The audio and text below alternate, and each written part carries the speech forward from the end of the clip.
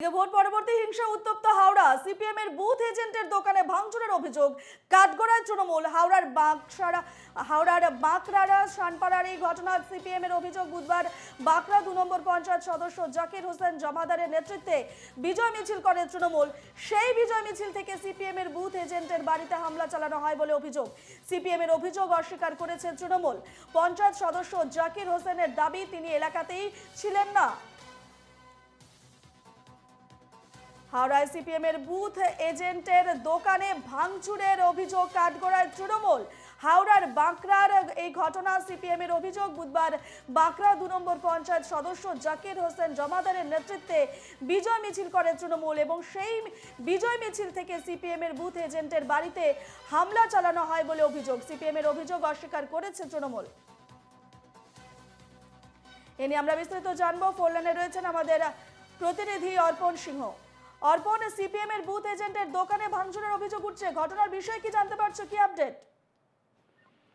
দেখো, তোমায় যেটা জানাবো যে মানে ভোট পরবর্তী হিংসার পরে কিন্তু হাওড়ার যে ডোমজুর এলাকা, সেই এলাকা কিন্তু পুরো ইয়ে হয়ে যায়, আতঙ্ক ছড়িয়ে যায়। যেটা জানাবো যে বাঁকড়া সানাপাড়া এলাকায় গতকাল রাতে কিন্তু তৃণমূলের যে কর্মীরা তারা কিন্তু যে 2 নম্বর পঞ্চায়েতে জাকির হোসেন জমাদারের নেতৃত্বে কয়েক দফা কিন্তু মিছিল বের হয়, বিজয় মিছিল, এবং সেই বিজয় মিছিল চলাকালীনই কিন্তু তারা পতাকা ফাটাতে থাকেন। এবং গতকাল রাতে যে ঘটনা ঘটে, যে সিপিএম এর যে এজেন্ট, তার এজেন্টের দোকান ছিল, সেই দোকানের পাশ থেকে যখন এই বিজয় মিছিল যাচ্ছিল, সেই বিজয় মিছিলের পাশ থেকে কিন্তু তোমার ওই যে সিপিএম এজেন্টের যে দোকান, তার সামনে কিন্তু তারা কিন্তু মারমুখী হয়ে ওঠে তৃণমূল কর্মীরা। কারোর হাতে মতে কিন্তু অভিযোগ করেছিল সিপিএম এর যে কর্মী, তিনি অভিযোগ করেন, এবং এই ঘটনায় কিন্তু গোটা এলাকা কিন্তু উত্তপ্ত হয়ে ওঠে। এবং